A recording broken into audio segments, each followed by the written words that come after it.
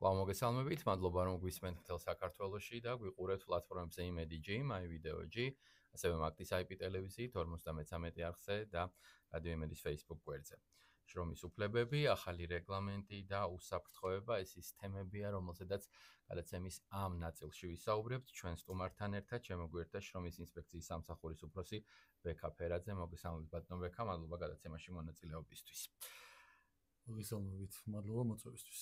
როდესაც ბევრი წლის წინ ამ საკითხებზე ვსაუბრობდით, მაშინ ხვდებოდით, რომ წინ იყო ბევრი სამუშაო გზა, რომელიც გარკვეულ შედეგებამდე მოგვიყვანდა. დღევანდელი გადმოსახედით შეგვიძლია ვთქვათ, რომ სამსახურის მუშაობა ციფრებში თავის თავს კარგად აჩვენებს, თუმცა ალბათ გამოწვევებიც არსებობს, რომელიც მოსაგვარებელია, გადასაჭრელია. მოდით აი ამ პრიზმიდან შევხედოთ იმ გზას, რაც ამ ინსტიტუციამ შეძლო, მოეპოვებინა და ვისაუბროთ იმ სიახლეებზე, რომელიც არსებობს, რომელიც დანერგილია და ასევე ძალიან მნიშვნელოვანია ცნობიერების გაზრდა, კულტურა, ასეთ ჩვენი ქცევის წესი ამ საკითხისადმი, თუ შეიცვალა ეს წლების განმავლობაში, საინტერესოა. მოგესალმებით კიდევ ერთხელ, დიდი მადლობა თემით დაინტერესებისთვის და ზოგადად წლებთან ერთად ჩვენ ერთ-ერთი გქონია ამ სივრციდან, სადაც საუბრობდით ამ თემებზე, რომელიც 2015 წლიდან ეტაპობრივად ინერგება ჩვენ ქვეყანაში. როდესაც საერთოდ საუბარი დავიწყეთ, ცხადია, რომ იყო დიდი გაუცხოება ქვეყანაში, ვინაიდან 10 წლებზე მეტი ხნის განმავლობაში არ არსებობდა არავითარი რეგულაცია და რაც ყველაზე მთავარია, სახელმწიფო აღსრულების ეფექტური სისტემა, რომელიც ასე თუ ისე უზრუნველყოფდა შრომის უსაფრთხოების და შრომის უფლებების ეფექტურ აღსრულებას. ეტაპობრივად სახელმწიფომ აიღო ვალდებულება იმ ეროვნული საჭიროებიდან გამომდინარე პირველ რიგში, რომელიც ქვეყანაში არსებობდა და ზოგადად საერთაშორისო სტანდარტთან დაახლოების მიზნით, რომ ჩვენი ქვეყანა იმ თანამედროვე სტანდარტებს უნდა პასუხობდეს, რომელიც შრომით ურთიერთობების მიმართ არის დამკვიდრებული წამყვან ქვეყნებში.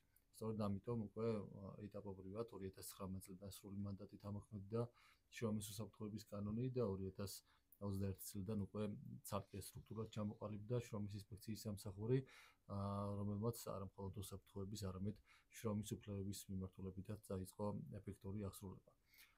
ეტაპობრივად აღსანიშნავია, რომ აი ციფრებზეც ჩვენ ყოველწლიურად ვაქვეყნებთ ანგარიშებს და იქაც ცალ-ცახად გამოკვეთილია, მაგრამ ყოველდღიურ აქტივობაშიც ეს იგრძნობა, რომ თუ 2015-16-17 წლებში საერთოდ გაუცხოებული იყო კომპანია დასაქმებული და საერთოდ რთულად იყო სასაუბროც კი რატომ ხდებოდა ამ ნაბიჯების გადადგმა, დღეს უკვე ფაქტობრივად მნიშვნელოვნად არის შეცვლილი ეს კლიმატი და როდესაც ინსპექტირება ხორციელდება, როდესაც კომუნიკაცია გვაქვს ბიზნესთან ახალ რეგლამენტზე მუშაობთ, მიმღებლობა არის საკმაოდ კარგი. ამის დასტური არის ახლა ხანს წინა თვეში ჩვენ მივიღეთ ახალი რეგლამენტი, რომელმაც კიდევ უფრო დაარეგულირა და წინ გადადგა ნაბიჯები შრომის უსაფრთხოების მიმართულებით და ჯამში საკმაოდ დიდი ტექნიკური რეგლამენტი, ხომ?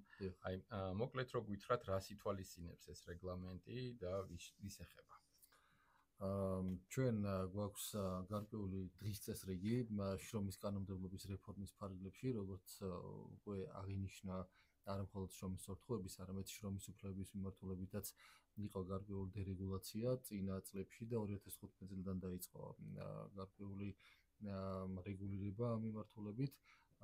შრომის კოდექსის მიმართულებით, ანუ შრომის უფლებების მიმართულებით ჩვენ ფაქტობრივად მიახლოებულიზე მეტი, ფაქტობრივად დაკმაყოფილებული გვაქვს სტანდარტები, რაც შეეხება შრომის უსაფრთხოებას, ფუნდამენტი არის შრომის უსაფრთხოების კანონი, რომელიც ითვალისწინებს გარკვეული დირექტივების მიღებას, რომელიც სექტორული მიმართულებით უკვე არეგულირებს შრომის უსაფრთხოებას. თუ უფრო მარტივად ახმადი რომ იყოს მსმენელისთვის, თუ შრომის უსაფრთხოების კანონი ამბობს, რომ დაცული უნდა იყოს შრომის უსაფრთხოება, რას ნიშნავს შრომის უსაფრთხოება მშენებლობაში, ინდუსტრიაში, მომსახურების სექტორში, უკვე ამას არეგულირებს თემატურად დაკავშირებული რეგლამენტები, რომელიც საქართველოს მთავრობის მიერ არის მიღებული. რეგლამენტი, რომელიც გასულ თვეს იქნა მიღებული საქართველოს მთავრობის მიერ, შრომის ინსპექციის მიერ იქნა მომზადებული და ეს არეგულირებს მანქანადანადგარები, რომელიც ნებისმიერი მანქანადანადგარი, რომელიც საფრთხეს შესაძლოა უქმნიდეს ადამიანის უსაფრთხოებას და ჯანმრთელობას, ძირითადად ინდუსტრიაზე არის საუბარი, თუმცა არა მხოლოდ, ეს შეიძლება იყოს ასევე მშენებლობა, შეიძლება იყოს სპორტი, სადაც ნებისმიერი მანქანადანადგარი არსებობს, სადაც ადამიანს უწევს მუშაობა. ვალდებულება დაეკისრა კომპანიას, რომ ხდებოდეს მისი პერიოდული შემოწმება წარმოებლის მიერ განსაზღვრული პასპორტის შესაბამისობის დადგენის მიზნით, რათა მაქსიმალურად იქნას ადამიანთა უსაფრთხოება და ჯანმრთელობა დაცული და ამით ის ტენდენცია, რომელიც ბოლო წლებში გვაქვს უსაფრთხოების ინციდენტების კლების თვალსაზრისით კიდევ უფრო გავზარდოთ და მეტი პროგრესი გქონდეს. კი ბატონო, ჩვენ სექტორი ვახსენეთ, საინტერესოა რომელი სექტორი არის დაწინაურებული და საჩება გამოწვევები და რას გულისხმობს, როდესაც თქვათ ვამბობთ, რომ ეს არის დაწინაურებული რაღაც უკეთესი თქვათ შედეგების მქონე და რომელიღაც თქვათ სხვა მიმართულება არის კვლავ გარკვეული პრობლემების წინაშე. ეს სპეციფიურობით განისაზღვრება თქვათ თუ რაიმე სხვა ახსნა შეიძლება გქონდეს ამ ყველაფერს. ძალიან კარგი შეკითხვა არის, ჩვენ 5 წლის წინ დავამტკიცეთ პრიორიტეტული დარგები საქართველოს მთავრობის დადგენილებით, რომელიც ეფუძნებოდა როგორც საერთაშორისო პრაქტიკას, ასევე იმ წინ ინფორმაციას, რომელიც ქვეყანაში იმ დროს არსებობდა, ვინაიდან უბედური შემთხვევების კუთხით ერთ-ერთი აღრიცხავი ოფიციალური სახელმწიფო უწყება ეს იყო შინაგან საქმეთა სამინისტრო, რომელიც სისხლისამართლებრივი პასუხისმგებლობა თუ ვინმეს მიმართ დაიწყო შრომის უსაფრთხოების ნორმების დარღვევისთვის, ახდენდა მის კალკულაციას და შესაბამის სტატისტიკის წარმოებას. უკვე ჩვენ 2019 წლიდან შრომის უსაფრთხოების მიმართულებით სრულად ავიღეთ თემატურად დაკავშირებული შრომის უსაფრთხოების სტატისტიკის წარმოება და გარდა ამისა რამდენიმე კრიტერიუმი არსებობს, რომელთაც ითვლება თუ რომელი სექტორი არის განსაკუთრებით მაღალი რისკის. პირველი 5 წლის განმავლობაში საერთაშორისო მასშტაბით, ანუ ისეთი ქვეყნებშიც კი, სადაც 100 წლეულია უკვე შრომის ინსპექციის სისტემა არსებობს, განსხვავებით საქართველოსგან, ხო, რომელიც ფაქტობრივად რამდენიმე წელია ჯერ კიდევ ჩამოყალიბების პროცესში არის, სამშენებლო სექტორი და სამთო მოპოვებითი მრეწველობა ითვლება, რომ არის ერთ-ერთი ყველაზე მაღალი რისკის შემცველი. ამიტომ ჩვენ ქვეყანაში იგივე არის, იდენტური არის, თუმცა ეს 5 წლიანი კალკულაციის პერიოდი უკვე დასრულდა წელს და ჩვენ წლის ბოლომდე გვექნება შეჯამებული ინფორმაცია 5 წლის განმავლობაში, სად რა საფრთხე იყო გამოვლენილი და მომავალ წელს უკვე გადახედილი იქნება სექტორები და ალბათ ამაზე კიდევ ერთი ეთერი თუ იქნება თქვენი ინტერესი მნიშვნელოვანი იქნება რომ ვიმსჯელოთ, სად არის ახალი გამოწვევები. ეხლა პირველადი ინფორმაციით უნდა აღინიშნოს, თუ მშენებლობაში იყო ზოგადად 40 და მშენებლობაში იყო მნიშვნელოვანი ინციდენტები შრომის უსაფრთხოების მიმართულებით 55% არის უშუალოდ შემცირებული ფატალური უბედური შემთხვევები მშენებლობაში, სამშენებლო ინდუსტრიაში.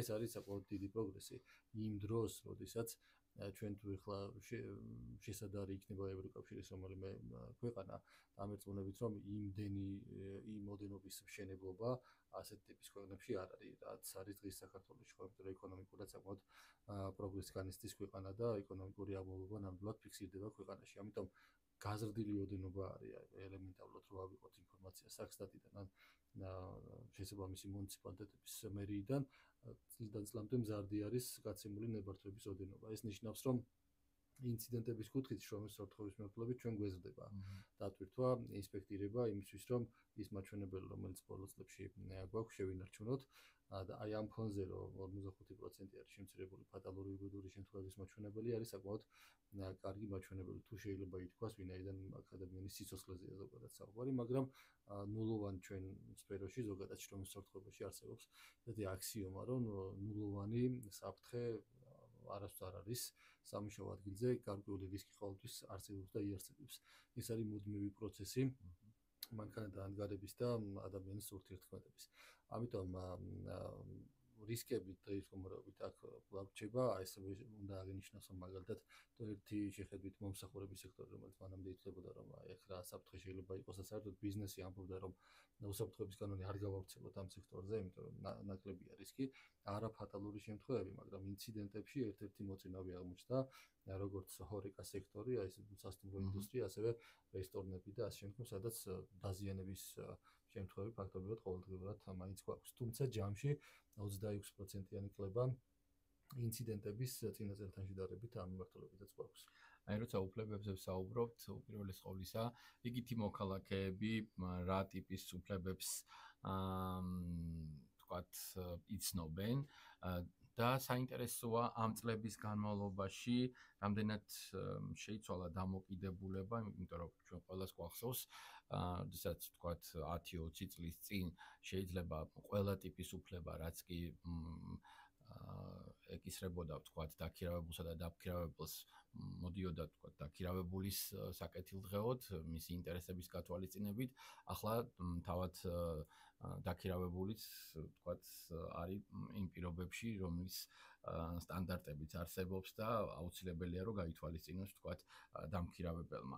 ზოგადად ცნობიერების ზრდა მოიტანა ეს გარკვეულმა ასე ვთქვათ კანონმა თავისი გააკეთა, იმუშავა, რაღაცა ჩარჩო შექმნა, თუ ვთქვათ საზოგადოებამ ბევრი ნახა, გამოცადა, გარკვეული თუნდაც იგივე იმ სტატისტიკით, რასაც ვამბობთ ხოლმე, გაიზარდა მათი ეს ცნობიერება და რაღაცნაირად დღეს იცნობს თუნდაც იმას, რისი უფლება აქვს და რისი არა. ცნობიერების ამაღლება არის ერთ-ერთი მნიშვნელოვანი. ჩვენ მხოლოდ კონსულტაცია, საკონსულტაციო ცხელი ხაზის მეშვეობით გასულ წელს 12,000-ზე მეტ მოხალხეს გავუწიეთ. გარდა ამისა, ჰქონდა უშუალოდ შეხვედრები, როგორც ბიზნესთან, ასევე დასაქმებულებთან და აი რა ტიპის შეკვეთებია თუ შეკითხვები შემოდის ხოლმე ყველაზე უფრო მეტად. ძირითადად მაინც არის შვებულება, ზეგანაკვეთურის საკითხები და ანაზღაურებასთან დაკავშირებული, თუ მაგალითად შრომის კოდექსი ამბობს, რომ დათქმულ დროს თუ არ იხდის დამსაქმებელი ხელფას 0.07% ყოველ ვადაგადაცედებულ დღეზე ეკისრება დამსაქმებელი. ძირითადად მაინც ანაზღაურებასთან დაკავშირებული საკითხებია და შვებულებასთან, რომელიც დღის წესრიგში დგას, თუმცა სხვადასხვა ტიპის საკითხები ფაქტობრივად ყველა შრომის კოდექსის მოხელზე ქონია, რომ კონსულტაციას ითხოვს, და ვერ ვიტყვი რომ მაინდა-მაინც დასაქმებული. ფაქტობრივად ნახევარი არის, ნახევარზე 50-50-ზე და დამსაქმებლებიც პრევენციულად უკვე გვირეკავენ და გვეკითხებიან, რომ წინასწარ მოაწესრიგონ სამუშაო გარემო ისე, რომ როდესაც უკვე ინსპექტორობა განხორციელდება, არ იყოს რამე გამოწვევა ან გაურკვევლობა. სწორედ ამიტომაც არის შრომის ინსპექციის მანდატი, რომ ის დღე-ღამის ნებისმიერ დროს ამოწევს ნებისმიერ სამუშაო სივრცეს, რომ დამსაქმებელს აქვს მოლოდინი, რომ ხვალ შეიძლება ის შემოწმდეს. ამიტომ პრევენციულად დამსაქმებლების მზაობა, კომპანიების მზაობა უკვე კულტურის ცვალებადობაზე ნამდვილად მოიცავს. ბატონო მეკა, ეს პროცედურა როგორია? ანუ როდესაც ინსპექტორები ადგილზე გადიან, წინასწარ იციან, თქვათ, ობიექტმა, სადაც ისინი შევიდნენ, მე მახსოვს, რომ თქვათ, იყო პერიოდი, როდესაც გარკვეული პრობლემები იქნებოდა, თქვათ, ამ ადამიანების ობიექტზე არ შეშვების კუთხით. კი ბატონო, არა, წინასწარ კომპანიამ არ იცის, როდესაც ინსპექტორობა ხორციელდება, ეს არის ანონიმური, მხოლოდ ვერტიკალით იცის, რომ ხორციელდება ამ დღეს რომელიმე კომპანიის ინსპექტორობა და ეს არის კიდევ ერთხელ იმისთვის, რომ თუ წინასწარ იცის კომპანიამ ის მოწვევა შეიძლება მოემზადოს ამ პროცესისთვის. ამიტომ არის მოულოდნელობის ეფექტი, რომ მაქსიმალურად პრევენციულად იყოს ესა თუ ის კომპანია მზად და ამ მიმართულებით კონდეს შემოწმებისთვის მზაობა. კი ბატონო. ინსპექტორები და მათი მანდატი და როლი რო ახსნათ კიდევ ერთხელ, რისი უფლება აქვთ, რა ტიპის სამუშაოს ახორციელებენ ველზე და რეაგირების ნაწილში ვთქვათ, რომელი ვთქვათ, ჯაჭვი ერთვება, ესეც რა გვიხსნათ. ჩვენ რამდენიმე კანონი გვაქვს აღსასრულებლად. საერთოდ ფაქტობრივად სამსახური კი ერთია, მაგრამ რამდენიმე კანონია, რომელსაც აღვასრულებთ. მათ შორის დავიწყეთ ერთი შრომის საფრთხეებით და შრომის უფლებები არის მეორე, ეს ორი მსხვილი მიმართულება, თუმცა ეხლა მიგრაციის მიმართულებაც ნაწილობრივ ჩვენ მანდატში იყო და ეხლა გარკვეული დისკუსია მიმდინარეობს, რომ კიდევ უფრო გაფართოვდეს მანდატი, იძულებითი შრომა და შრომითი ექსპლუატაცია სამუშაო ადგილებზე, ესე ჩვენ მანდატს განეკუთვნება. ზოგადად ინსპექტორი უფლებამოსილია დღე-ღამის ნებისმიერ დროს მოახდინოს სამუშაო სივრცის შემოწმება, ყოველგვარი წინასწარი თანხმობის ან ნებართვის გარეშე, თუ ხდება ხელის შეშლა, საკმაოდ მკაცრია კანონმდებლობა და დაახლოებით 7,000 ლარამდე ყოველ ჯერზე ითვალისწინებს საჯარიმო სანქციას და ცხადია ეს არ უხსნის პასუხისმგებლობას დამსაქმებელს ანუ ასეთ შემთხვევები იშვიათი არის. თქვენ როდესაც საუბრობდით გასულ წლებში ეს უკავშირდებოდა ძირითადად COVID რეგულაციებს, როდესაც მიმღებლობა უფრო ნაკლები იყო რეგულაციების აღსრულების, თუმცა ეხლა რაც შეეხება შრომის უსაფრთხოებას ან შრომის უფლებებს, უკვე ცნობიერება იმდენად მაღალია, რომ თითოეულმა ბიზნესმა იცის, რომ შრომის ინსპექციას უპირობო დაშვების მექანიზმი აქვს სამუშაო ადგილზე. ინსპექტორი იღებს უშუალოდ სამხრეთ ვიდეო კამერის მეშვეობით სამუშაო სივრცეში რა ხდება, ისევე როგორც აკეთებს ინტერვიუირებას როგორც დამსაქმებლის, ასევე დასაქმებულის და საბოლოო ჯამში ხდება უკვე შესაბამისობის დადგენა კანონმდებლობასთან, თუ გარკვეული დარღვევები არსებობს, უკვე დგება ოქმი და გაიცემა შესაბამისი მითითება დარღვევის აღმოსაფრველად და გონებრივ ვადაში უკვე ხდება მისი შემოწმება. ანუ გამოწვევები ამ მიმართულებით არსებობს იმდენად, რამდენადაც ხშირად კომპანიები ასაჩივრებენ. ვერ ვიტყვი, რომ ეს არის ძალიან მაღალი მაჩვენებელი, დაახლოებით 10-11%-ზე მერყეობს წლიდან წლამდე გასაჩივრების მაჩვენებელი, რაც ერთის მხრივ ნიშნავს, რომ მიმღებლობა გაზრდილია და კომპანიები მათი რიცხვიც კი გაზრდილია, ვის მიმართაც არ ხდება საერთოდ მითითების გაცემა, რაც ნიშნავს, რომ მზად დახვდა კომპანია, როდესაც ვამოწმებთ. ხშირ შემთხვევაში კომპანიები ასაჩივრებენ იმისთვის, რომ დრო მოიგონ, თუ ეუბნები რომ თქვათ ერთ თვეში უნდა გამოასწოროს, გასაჩივრებით შეიძლება მოიგოს რამდენიმე თვე და ამით გარკვეულწილად ცდილობენ, რომ გამოსავალი იპოვონ, თუმცა ისე უბრუნდები 0.07%-ს თუ ეს ანაზღაურებას ეხება, ან შეეგუებას ეხება, ცხადია, რომ ის დრო, რომელიც ამ შემთხვევაში რამდენიმე თვეს გრძელდება, დამასაგვარებელი იყო ერთ თვეში 0.07% ემატება და რამდენიმე ათეული ათასი ლარიც ყოფილა, როდესაც დაგვიანგარიშებია მერე უკვე ამ გასაჩივრების გამო ზიანი ან ზარალი, რომელიც მიადგა კომპანიას. ამიტომ ჩვენი მიზანი არ არის, რომ კონკრეტულად ფინანსური სანქცია დავაკისროთ ვინმეს. ამიტომაც ყოველთვის ვცდილობთ, რომ გაფრთხილება გამოვიყენოთ პირველ ეტაპზე და მოუწოდოთ, რომ მზად დახვდნენ ამ პროცესს. თუმცა თუ ხედავთ, რომ გარკვეული გამოწვევები არსებობს, მიგვიღია პირდაპირ დაჯერიმების მექანიზმზეც გადაწყვეტილება, რაც დისკრეციული უფლებამოსილებაა სამსახურის და შეფასების საგანს წარმოადგენს დარღვევის სიმძიმიდან და ალბათობიდან გამომდინარე. აი წლებს თუ გადავავლებთ თვალს ადგილზე, როცა თქვენი წარმომადგენლები მიდიან, რა სიტუაცია ხდებათ, თქვათ, პრობლემების და გამოწვევების ნაწილში და თავად თქვენმა სამსახურმა უშუალოდ ამ ინსპექტირებამ, თქვათ, რა შედეგი მოიტანა იმ კუთხით, რომ კომპანიები თავს თვლიან ვალდებულად, რომ ნებისმიერი თქვათ პრობლემა რაც შეიძლება შიგნით იყოს გამოსწორებული, თქვათ წლებში რომ დაგვანახოთ ეს სტატისტიკა როგორი მაჩვენებელია.